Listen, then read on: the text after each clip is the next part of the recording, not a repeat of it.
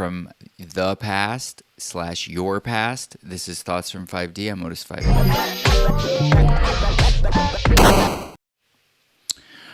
All right, so I've been revisiting my past and kind of like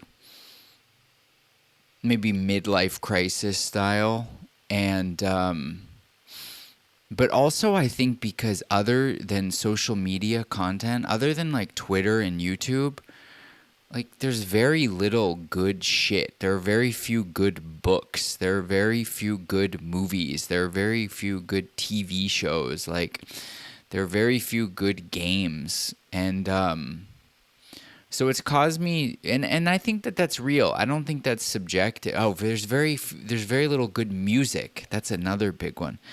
I think it's not subjective because I'm going to steel man this right now. This should be its own video, but whatever. There's not much good vaudeville now. There's not much good theater. And the reason is because those just aren't like the mediums of the time that we're in. Like music at some level is sort of a thing of the past, Like all these, I'm still into like DJ kind of stuff. And all these DJs are talking about, oh, people got to go out, keep the clubs open, These clubs since COVID are having a difficult time, staying open. And I'm like, I just think about it and I'm like, yeah, like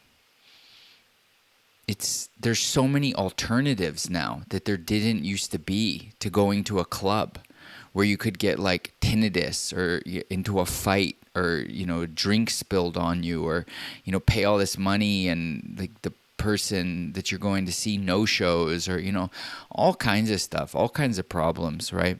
They spend all this money, right?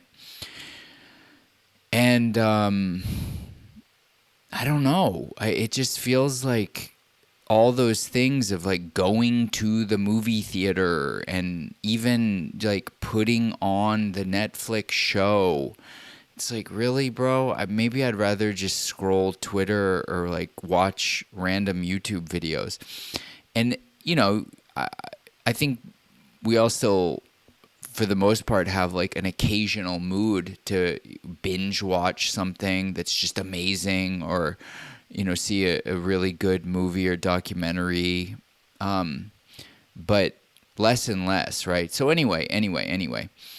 My point really is that whenever something's in a golden age where that's where all the attention is, usually that's when the best stuff gets made, right? So like movies and music in the 70s where things were like super decentralized and computers didn't exist, right?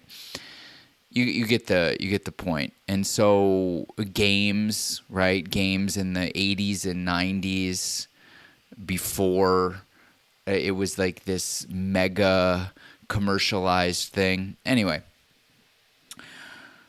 it's caused me to revisit all this stuff, and I'm realizing that so much of my aesthetic, like even the aesthetic of this live stream, is totally... It's like the Vanilla Sky. You should see Vanilla Sky if you haven't seen it, where he pulls this dream out of all these fragments of what he's experienced in his life. And so now I'm going to add on to that a couple other thoughts. One is good artist copy, great artist steal. And the second one, I knew I was going to forget it. I knew I was going to forget one of those two. Once I said one, I knew I was going to forget the second. I'll get it back. But, it's better to read one book 1,000 times than 1,000 books one time. Or, it's better, like Bruce Lee said, I fear the man who's practiced one punch 1,000 times than 1,000 punches one time. So it's like just really digging into like, this is who I am. And, in your case, this is who you are. And realizing that what you have become is sort of this like culmination of all of your influences. And I'm realizing now, to kind of jump to the good artist copy, great artist steal thing, that there's so much that like there are trends that get popular in some period of time and then disappear, but they were awesome. Like when you look back, you're like, holy shit. I'll give you two examples. One is like the overhead dance cinematography of Busby Berkeley from like the 1920s and 30s.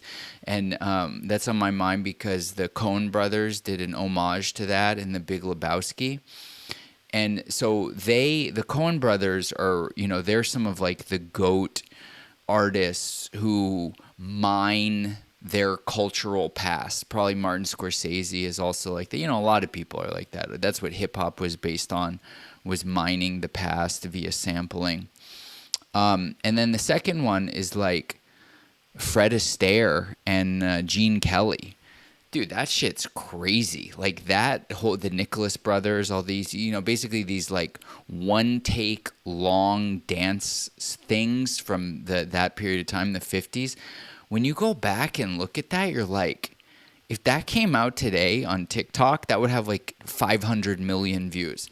And so the point is that there's all kinds of things, whether it's color palettes, I'm thinking about like old video games and stuff, fonts, just like vibes. I'm into animation and videos. So if you look at like how different games move, now that I'm starting to understand the concepts of like animation and how making things move in a way that looks like they're slipping and sliding or underwater or being blown back against the wind, you see that different video games had different physics, and that created like a feel.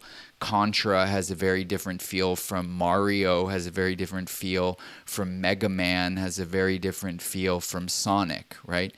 And when you revisit those things, now that I have this kind of like these technical foundations, I can sort of, on at least on a small scale, start to reverse engineer these things. I've been putting on classic movies from the past on mute, right, with subtitles, very very 2025, right, and just having it on in the background and occasionally just looking and realizing like, oh, okay, they shot it like that. Wow, the lighting was like that. Oh, his acting is like that. Oh, and just realizing like people constructed these things, and how can I get inspired by these different aesthetics for everything that I'm doing, and how can I mine the past and steal the past, but it won't register as theft because I will, it will be like my overlay on this stream,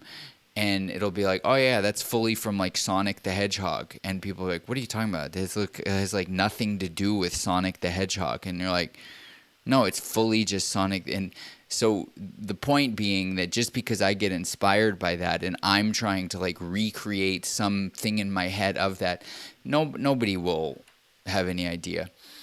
And that's wonderful. That's wonderful. That's how everything keeps evolving, right? And I think that when you add in AI to this as like a partner in crime, it just giving you different ideas to bounce off of. Hey, I kind of am thinking about this and this and this. That is just going to get better and better. And so I think that having, and this also connects to Ira Glass's concept of that you develop taste before you develop like a skill set.